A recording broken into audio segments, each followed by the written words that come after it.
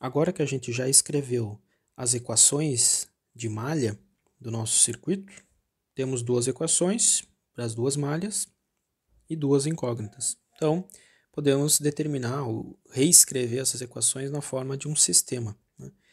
Como as nossas incógnitas que a gente quer achar a solução são I1 e I2, vamos agrupar os termos para condensar os termos em I1 e I2. Reescrever essas equações em termos que a gente possa deixar coeficientes que multiplicam I1 e I2. Então, a primeira equação aqui, vamos reescrever ela como todos os termos que têm multiplicados pela corrente I1. A gente tem a equação 1, a gente pode reescrever como tem R1 I1 mais R3 I1. E depois só tem mais um termo que é o R3 vezes I2, só que negativo. Então, menos R3 vezes I2. Isto igual a V1, certo? Aqui desta equação 1. Então, reagrupando ou unindo aqui os termos multiplicado por I1 para deixar só um coeficiente, né? Então, a gente vai ter R1 mais R3 vezes I1 menos R3 vezes I2. Isso é igual a V1. Então, essa equação aqui ela está escrita na forma dela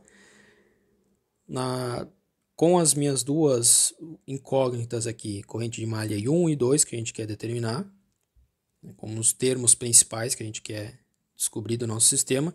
E lembrem que os coeficientes que multiplicam I1 e I2, aqui no caso, já são valores a princípio conhecidos, né? Porque R1 e R3 a gente conhece, então a soma deles a gente também vai conhecer.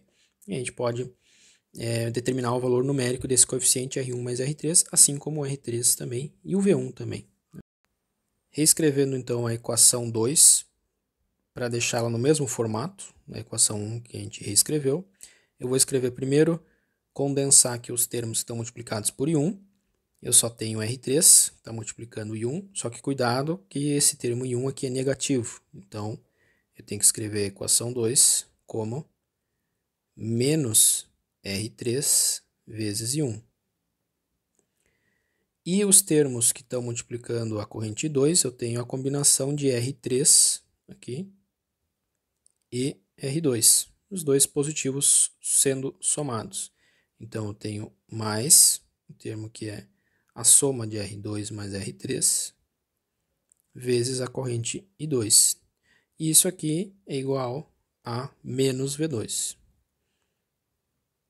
Então, estas duas equações aqui agora elas estão reescritas numa forma que a gente já tem as nossas incógnitas aqui separados, os termos separados em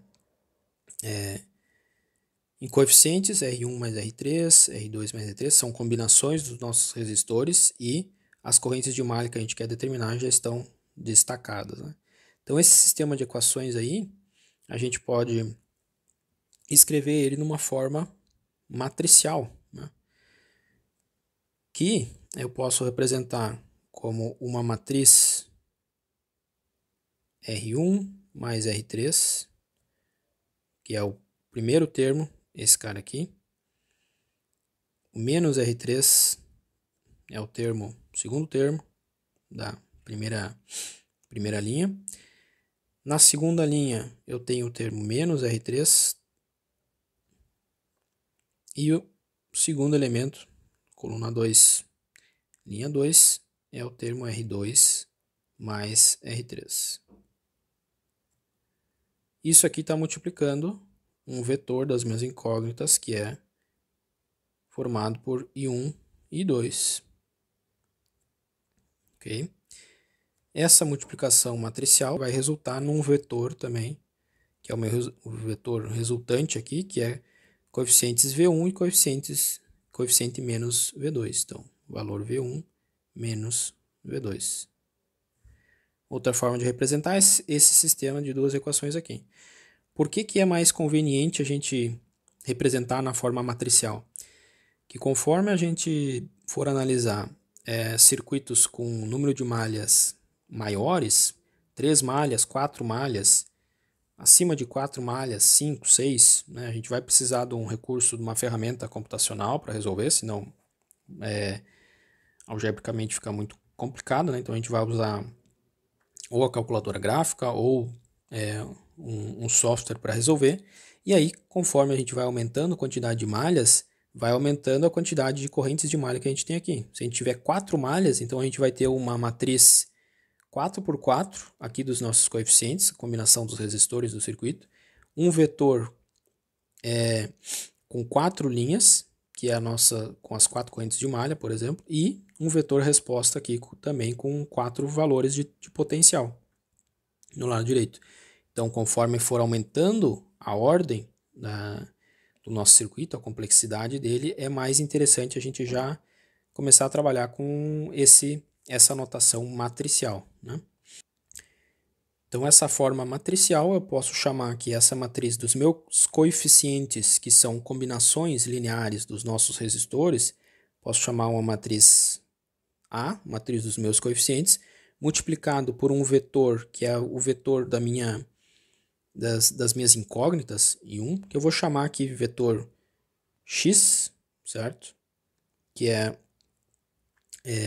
são as minhas variáveis a serem determinadas, e isso aqui, o produto matricial dessa matriz com esse vetor X vai dar o nosso vetor B aqui, que é o vetor solução, né? Essa aqui é a forma, vamos dizer, mais tradicional que a gente encontra aí de representação desse sistema de equações, de N equações com N incógnitas, né? A gente vai ter uma solução linear. Para achar esse vetor solução X aí, se a gente está usando o recurso algébrico, né? Se a gente for por álgebra linear, aí a gente pode achar matricialmente, achando a inversa da matriz A, multiplicando por B, né? Determinando a inversa da matriz A, multiplicando por B, a gente tem o nosso vetor solução X, certo? É uma forma de ser feito matricialmente.